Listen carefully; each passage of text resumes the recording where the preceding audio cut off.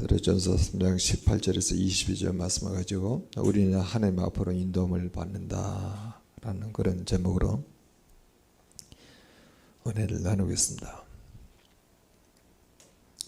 지금도 유명한 인터넷 포털 사이트가 있죠. 네이버라고 하는 사이트 이름인데 1999년 6월달에 시작이 됐습니다. 그러니까 지금 횟수로 25년 차의 인터넷 포털 회사죠. 네이버라고 하는 이름은 내비게이터라고 하는 항해하다라는 뜻의 전미사 ER을 붙여서 네이버라고 한 거예요. 그래서 그걸 함께 묶어서 말하게 되면 항해하는 사람. 우리 모든 사람들이 인생이라고 하는 바다를 좀 항해하고 있습니다. 과연 우리는 인생의 바다를 항해하게 될 때 어떤 인도하심 받고 어떤 안내를 받고 있습니까? 그런 인생의 바다를 항해할 때 많은 문제가 발생하기도 하고 많은 상황들이 발생하기도 하겠죠. 눈에 보이는 세상을 살아가면서 자기 혼자 살아가는 세상이 아니기 때문에 때로는 우리의 부모, 또 우리의 선생, 또 우리의 선배, 또 우리의 동료, 또 구체적으로 어느 멘토의 인도하심과 안내를 받고 살아가게 됩니다. 우리는 이 보이는 세계뿐만 아니라 보이지 않는 영적 세계를 살아가는 존재로 지금 오늘 이 하루를 맞이하는 거예요. 보이는 여러 가지 현상으로 인하여서 되게 힘들어하기도 하잖아요. 어떤 현상이 잘 마음먹은 대로 진행되게 되면 기뻐하기도 하죠. 행복하기도 하죠. 그런데 우리는 이 실제 보이는 세계를 참 행복하게 기쁘게 즐겁게 살아가려고 하면은 보이지 않는 영적 세계를 실제 살아가고 있어야 합니다. 보이는 세계보다 보이지 않는 영적 세계가 훨씬 커요. 그리고 이 보이는 세계를 보이지 않은 영적 세계의 원리를 가지고 이 보이는 세계를 잘 적용하게 되면은 기뻐요. 즐거워요. 그렇게 행복해요. 보이지 않는 영적 세계는 바로 하나님과의 관계잖아요.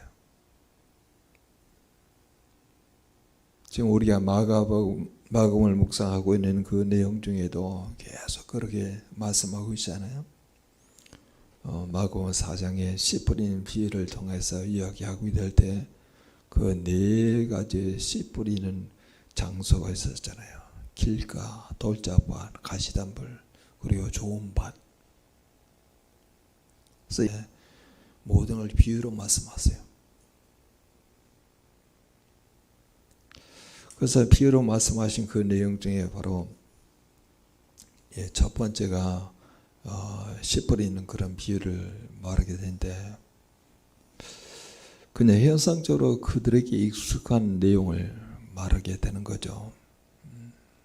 농부가 씨 뿌리러 가게 될 때, 사람이 씨 뿌리러 가게 될 때 길가에 뿌리게 되면은 공중에 나는 새가 와서 먹지 않겠느냐. 또 흙이 깊지 않은 곳에 흙이 깊지 않은 흙이 얕은 그 돌밭에 씨를 뿌리게 되면은 싹은 나오지만은 해가 나서 뿌리가 없으므로 마르지 않겠느냐. 또 가시덤불에 씨를 뿌리게 되면은 어느 정도까지는 자라지만 가시 기분에 막혀서 더 자라지 못한다.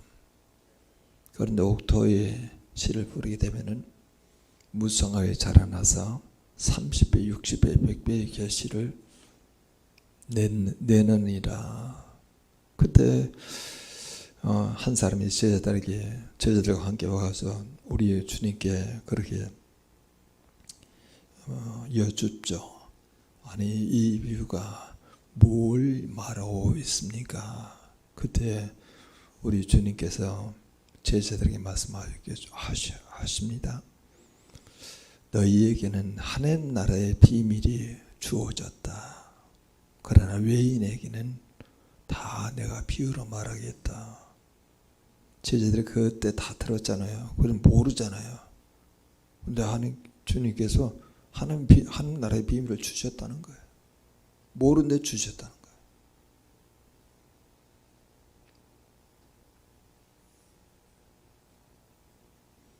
거예요. 우리 주님께서요, 그 말씀을 제자들이 이해할 정도로 다 풀어서 이야기합니다. 씨는 말씀이다. 길가에 뿌려졌다고 하는 것은 길가에 뿌려졌는데 공중에 나는 새가 먹었다고 하는 것은 그 뿌려진 씨를 사단이 와서 가져갔다. 여러분, 우리가 말씀을 들을 때 계속 그 이야기를 반복하는 말씀을 들을 때 그 말씀이 내 마음에 나의 전 인격에 심겨지는 그 순간에 내가 조금도 하나님 말씀에 대한 간절함을 갖고 있지 않거나 하나님을 사모하는 마음이 없게 되면 사단이 딱 채가요. 말씀이 안 들어가요. 사단은 그 말씀을 믿음으로 살아나가는 기회를 사단은 자꾸 빼앗아갑니다. 예배 드리는 이 순간에도 여러 가지 복잡한 그런 문제를 가져와서 하나님의 말씀이 내게 심겨지는 것을 원치 않아요. 길가는 반지반지하잖아요. 이 세상으로 닳고 다른 여러 가지 세속적인 가치관으로 완전히 무장돼서 세속의 가치관이 나에게 믿음이 돼가지고 열심히 해야 돈을 벌 수 있고 열심히 운동해야 건강하고 열심히 살아야 형통함이 있다. 이런 세상의 가치관이 나의 삶 가운데 경험돼서 내 마음밭이 그냥 반질반질한 거예요. 내 마음이 부드러워지지 않은 거예요. 성경의 표현은 내 마음이 완고한 거예요. 그런 순간에 아무리 말씀이 씨가 떨어지게 되면은요, 그 말씀을 우리의 마음 상태가 그런 상태이기 때문에 사단이 와서 그 뿌려진 씨를 거두어갑니다. 지금도 그의 사단이 지금 역사하고 있는 거예요.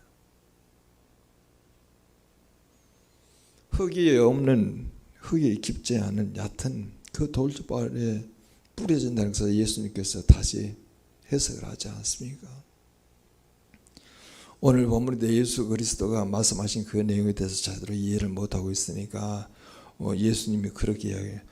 예수 홀로 계실 때 그 비유의 말씀을 해석하시더라. 여러분, 지금 예배 드릴 때도 다른 생각이 안 떠오르고 오로지 예수 그리스도만 홀로 계셔야 그 말씀이 깨달아진다는 거예요. 어떤 상황의 그런 문제, 자식이나 아니면 사업이나 직장이나 아니면 건강의 그런 내용 때문에 이게 하는 말씀이 안 들어온다 그렇게 되면은 마치 돌짝밭에 씨가 뿌려진 것 같아서 성경 그렇게 표현하고 있잖아요. 잠시 기쁨으로 그 말씀을 받았지만은 세상의 염려와 말씀으로 인한 그 고난, 말씀으로 오는 핍박으로 인해서 넘어지는 거예요. 말씀 한번 딱 붙잡고 그렇게 살아가려고 하는데 그 말씀 때문에 뭐가 제대로 전개된 것 같지 않는 듯한 그 순간의 과정을 좀 넘어가야 하는데 그 말씀 붙잡고 살아가려는데 더 상황이 악화돼요. 더 어려워져요.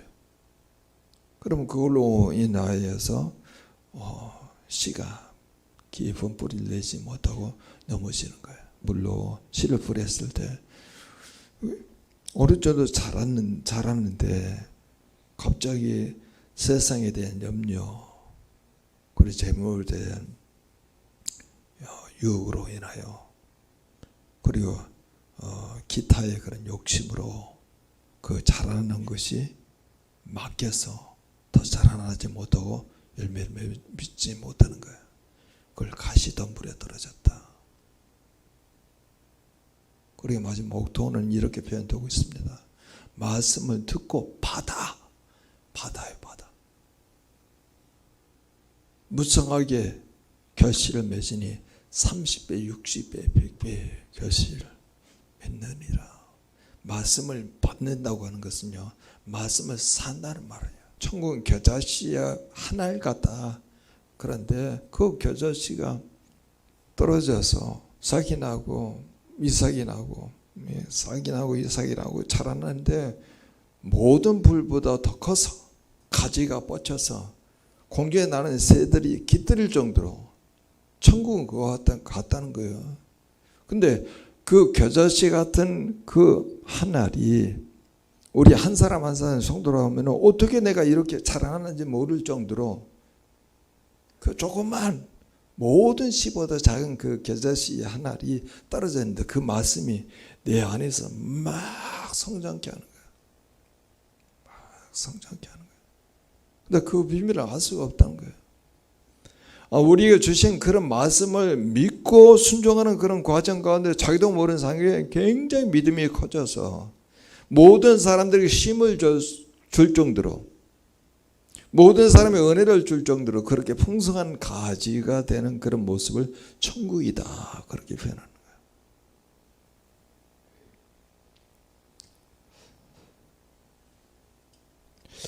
과연 우리는 여태 보이지 않은 영적 세계 주님과 말씀을 통해서 관계하고 그 말씀이 내 안에 계속 좋은 밭이 되어서 그 말씀을 듣고 행하는 그런 삶을 살게 되게 되면은 나는 영적인 질서가 보이지 않는 영적 질서가 이 보이는 세계에서 막 작동하게 될 때마다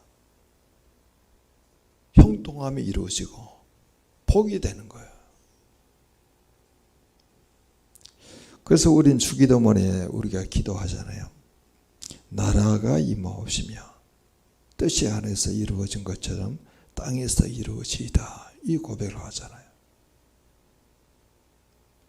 마가복음 3장 31절에서 35절에도 예수가 친척들에게는 미쳤으니 그를 붙잡아라 그렇게 이야기했을 때 예수가 베드로 집에서 또 말씀을 전파하고 많은 병자를 치유하고 귀신을 쫓아내게 될 때 예수의 육신의 어머니 마리아가 또 동생들 누이들이 찾아와서 예수를 부르잖아요. 그래서 예수님 주변에 앉아있던 사람들이 예수께 여짜와서 당신의 어머니와 남동생들과 누이들이 당신을 찾고 있습니다 라고 이야기했을 때 예수님께서 자기 주변에 앉아있는 사람들을 보고 도대체 나의 어머니와 나의 동생들과 나의 누이가 누구입니까?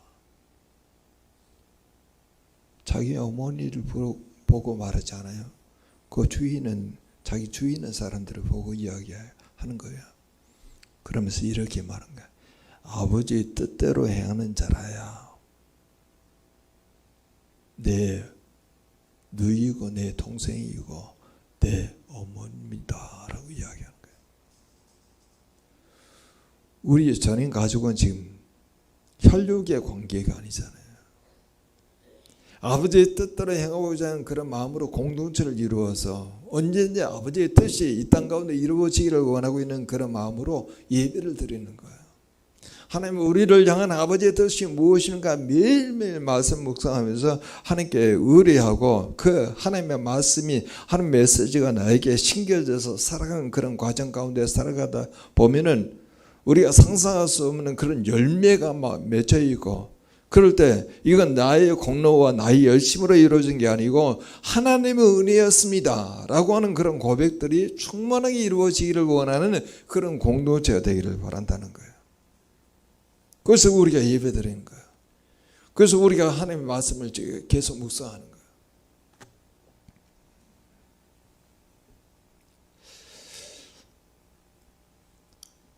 우리 전인 가족은 여러 삶의 상황과 문제 속에서 살아가지만은 과연 어떤 분으로 말미암아 하나님 앞으로 인도함을 받으며 살아가고 있습니까?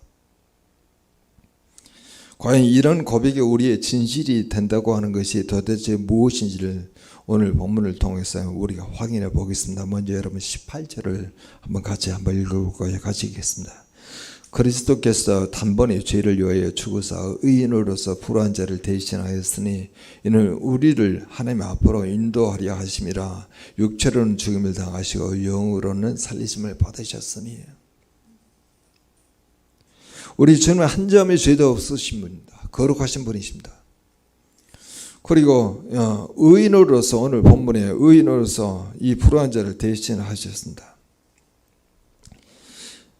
그럼에도 불구하고 그리스도께서는 죄인을 위해 우리 죄인들을 위해서 의로운 권한을 받으셨기 때문에 우리 그리스도를 섬기는 모든 성도들도 역시 우리 주님께서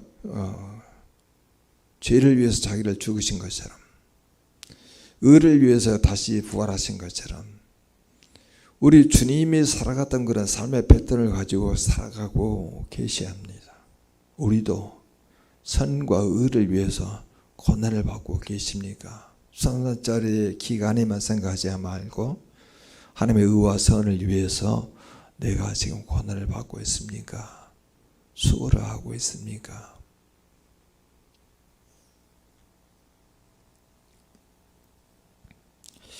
우리 주님께서 선과 의를 위해서 고난을 받으셨던 것처럼 우리도 예수로 말미암아 구원받은 자라 하면은 하나님의 의와 하나님께서 우리에게 일하시기를 원하고 있는 그 선을 위해서 살아가는 그런 삶의 형태로 오늘을 살아가셔야 하고 내일을 살아가셔야 한다는 거예요.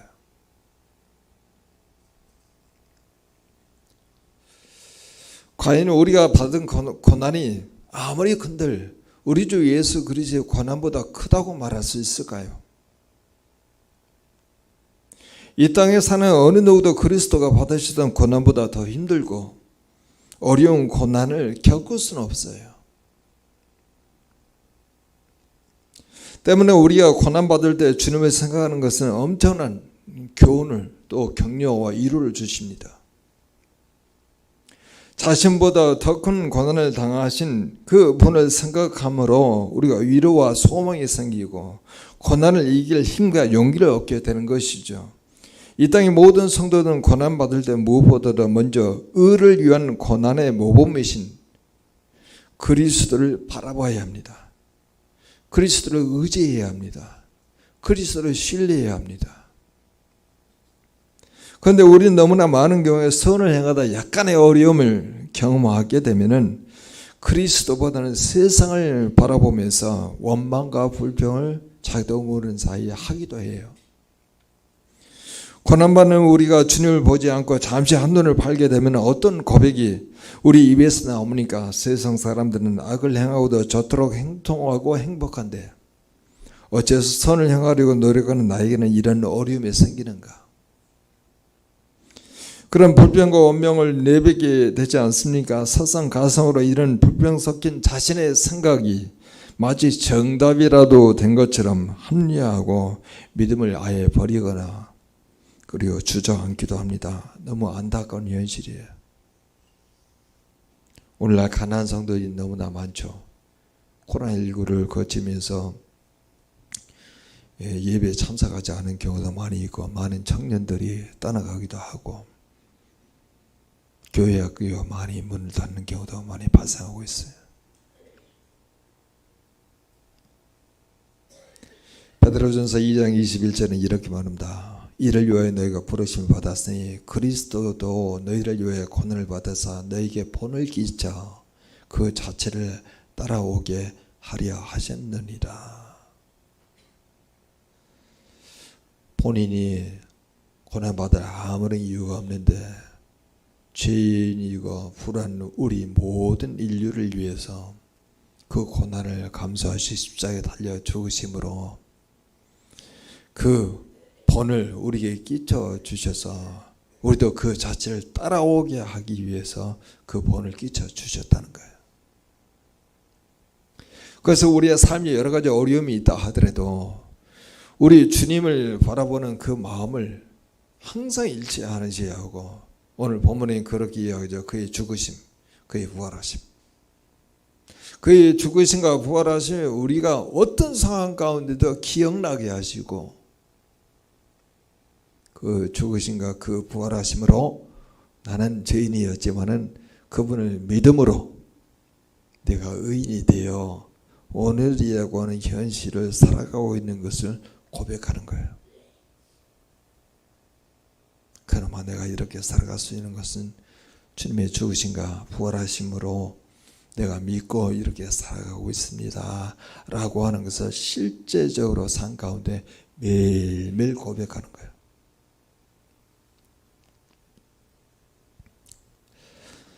우리가 이 세상을 살아가며 바라볼 분은 그리스도이지 결코 세상 사람들이 아닙니다. 우리가 기쁠 때나 슬플 때나 항상 그리스도로부터 눈을 떼서는 아니 됩니다.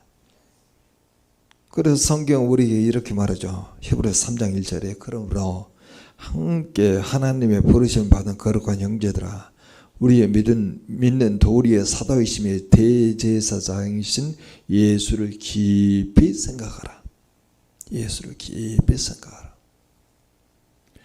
히브리서 11장 2절도 믿음의 주요 온전케 하시는 주를 바라보자. 그는 그 앞에 있는 깊으신 뜻을 위하여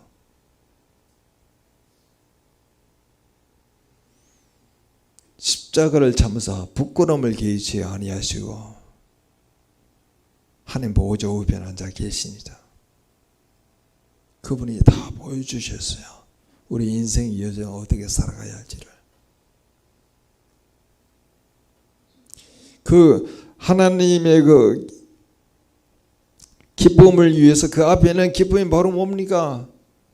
자기의 어떤 죽음으로 인하여서 죄사함을 입기 위해서 십자가에 달려 죽으시는 그 내용을 통해서 또 의롭게 하기 위해서 부활하신 그 내용, 그리고 40일 동안 이같이 지상에 있으면서 40일 후에 승천하시고, 그리고 올라가서 하나님께서 하나님의 아들 예수 그리스도 우리를 위해서 말할 수 없는 탄식으로 중보기도를 하면서 이제 주님이 재림하시게 될 때 우리를 맞이하는 그 기쁨, 그 기쁨을 하나님 보호자 우편에 앉아 계시면서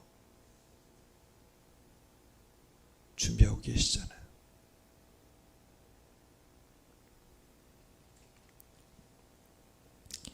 그래서 18절에 베드로는 그리스도 십자가 사이의 본질을 한마디로 그렇게 표현합니다. 의인으로서 불우한 자를 대신한 것. 의인으로서 불우한 자를 대신한 것. 인생에서 여러분 가장 중요한 건 무엇입니까? 자기의 가치를 높일 수 있는 어떤 기술이나 지식을 습득한 것일까요? 뭐 이것도 중요할 수 있겠죠. 그러나 더욱 중요한 것은 자기 인생 앞에 십자가를 붙이는 거예요. 십자가. 18절은 더 부인해서 그렇게 이야기합니다. 육체로는 죽임을 당하시 영으로는 살리심을 받으신 그분을 나의 삶 가운데 온전히 모셔드리고 그분을 경험하며 매일매일 살아가는 거예요. 아니 십자가에 목걸이를 걸라고 하는 게 아니죠. 그분이 나의 삶의 전부예요. 그래서 아침에 일어나서 그분을 고백하고 밤에 잠잘 때 그분을 고백하는 거예요. 내 안에 나를 위해서 십자가에 달려 돌아가시고 내가 의롭고 영원한 생명을 살기 위해서 다시 부활하신 그 주님으로 내가 오늘 하루를 시작하고 오늘 하루를 마감하게 됐습니다. 그래서 감사의 고백으로 또 하루를 마감하는 거예요. 이게 내 안에서 장착되지 아니하면요 나는 세상을 바라보게 됩니다. 세상에는 바로 뭡니까? 요한 1세의 말은 육신의 정욕, 안목의 정욕, 이생의 자랑이 세상이에요. 창세기에 말하고 있는 보암직스럽고 먹음직스럽고 죄스럽게 할 만큼 단스러운 것이 세상이에요.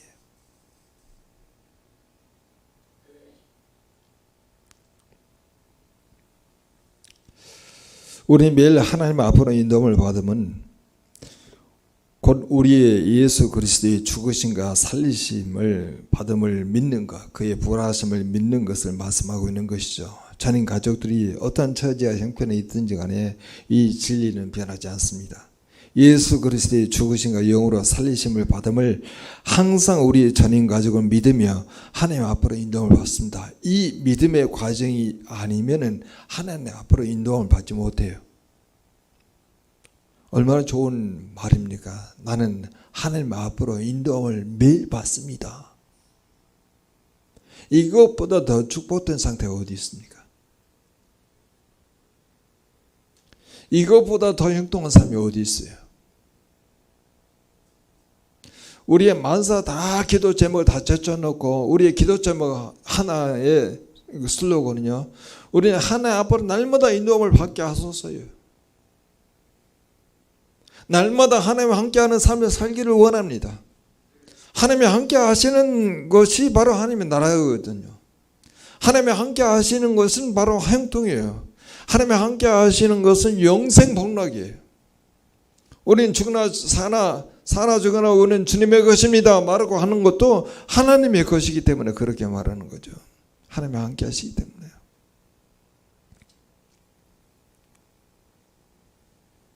그래서 성경이 이렇게 말합니다.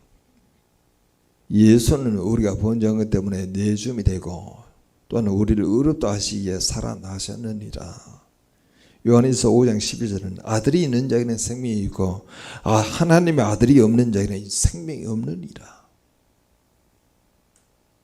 우리 주 예수 그리스도의 죽으심과 예수 그리스도의 부활하심에 대한 그런 실제적인 믿음의 고백이 내 안에서 계속 작동되지 아니하면은 생명이 없는 거예요. 죽음이에요. 숨은 쉬고 얘기하죠. 근데 생명이 없어요. 18절 마지막 부분에서 20절까지는 그리스도의 영으로 살리심 받아서 영으로 옥에 있는 영들에게 선포하셨다는 그런 말씀이 기록되어 있습니다. 굉장히 이해하기 어려운 본문입니다. 지금도 많은 도대체 이게 무슨 말이지? 예수 그리스도가 죽으셨다가 부활하셔서 영으로 옥에 있는 영들에게 선포하셨다고 하는 말이 뭐지? 옥에 있는 영들은 또 뭐라고 이야기하면 노아가 방주 동안에 하나님께서 기다리고 참으시는 중에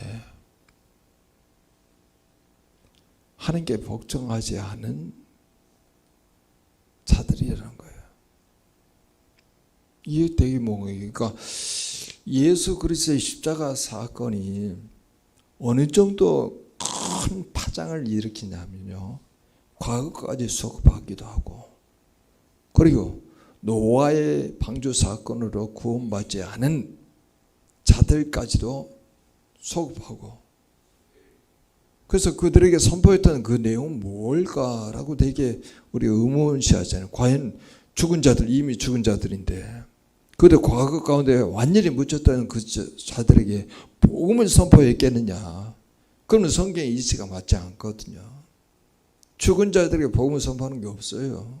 성경은 그렇게 말하고 있지 않아요. 예수님 비유 가운데도 이같이 나사로 비유 가운데 나오지 않습니까? 그 부자가 제발 그 나사로가 자기 형제들에게 가서 이 사실 좀 알려달라고 이야기하니까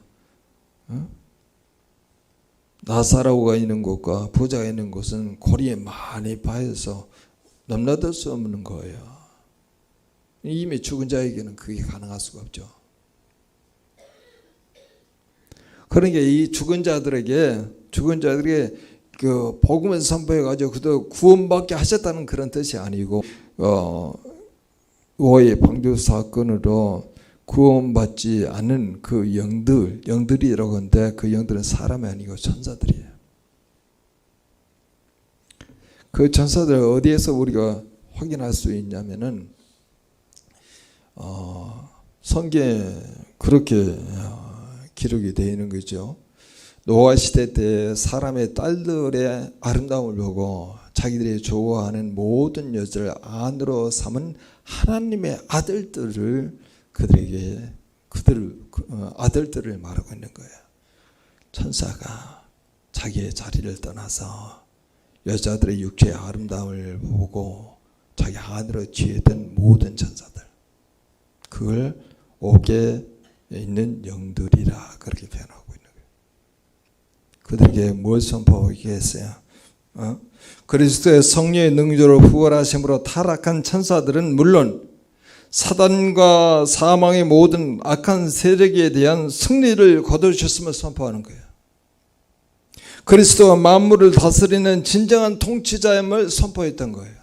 그래서 그 예수 그리스도의 십자가 사건을 통해서 지역을 뛰어넘어서 땅 속까지, 또 시간을 소급해서 과거까지, 현재까지, 미래까지, 영적인 세계까지도 완전히 흔들어 놓은 사건이 십자가 사건이에요. 여러분, 우리 주 예수 그리스도의 십자가 달려 죽으셨을 때 성전에, 헤롯 성전에 있는 그 휘장이 위에서부터 밑에까지 찢어지게 되었는데 그 휘장의 두께가 18cm예요.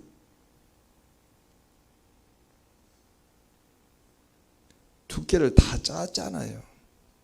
그 휘장을 짰잖아요. 어떻게 그게 18cm의 두께를, 말들이 100마리를 끊는다 하더라도 황소가 100마리를 끊는다고 그걸 찢을 수 있겠어요? 불가능한 일이에요. 하나님이 찢으셨잖아요. 근데 우리 주 예수 그리스도가 몸이 찢기셨잖아요. 우리 주 예수 그리스도의 몸이 십자가에서 달려 죽게 될 때 그 휘장이 찢겨 나감으로 뭘 확인시켜 주는 거예요? 하나님과 인간이 죄로 인하였던 막혔던 담이 허물어졌다는 거예요. 영적으로도 엄청난 사건, 역사적으로도 엄청난 사건, 장소적으로도 지하에 있는 옥에 있는 영들에게, 타락한 전사들에게도 예수 그리스도의 승리를 선포한 이 사건을 오늘 우리가 믿고 있느냐 이거예요. 믿고 있느냐.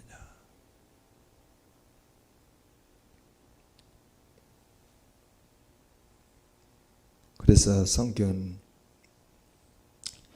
우리에게 이렇게 말씀하십니다. 여러분 22절을 한번 읽어보고요. 22절 같이 읽겠습니다. 그는 하늘에 오르사 하나님의 우편에 계시니 천사들과 권세들과 능력들이 그의 복종하느니라. 복종이란 단어. 세상을 모든 피조물이 천사들이나 타락한 천사들이나 그들에게 내가 영적으로 십자가를 지시고 그리고 죽음에서 부활하시게 되므로 모든 피조물에 대한 통치자로서 승리를 선포한 그 내용을 마지막 단계에서는 하늘에 오르사 천사 권세 능력들이 다 그에 복종하게 하잖아요. 우리에게도 여러분 그걸 지금 암시하는 거예요. 과연 우리는 예수 그리스도의 죽으심과 살리심, 그의 부활하심을 믿어 우리에게는 주께 순종하는 거, 그게 순차적으로 경험되지 아니한다 그러면은 오늘 우리는 세상을 바라보게 됩니다. 그렇죠. 우리는 이와 같이 예수 그리스도의 죽으심과 살리심을, 그 부활하심을 믿어서 주께 순종하게 살게 되면은요, 반드시 나타나는 현상을 영적으로 깨어있게 돼 있습니다. 영적으로 깨어있게 돼 있어요.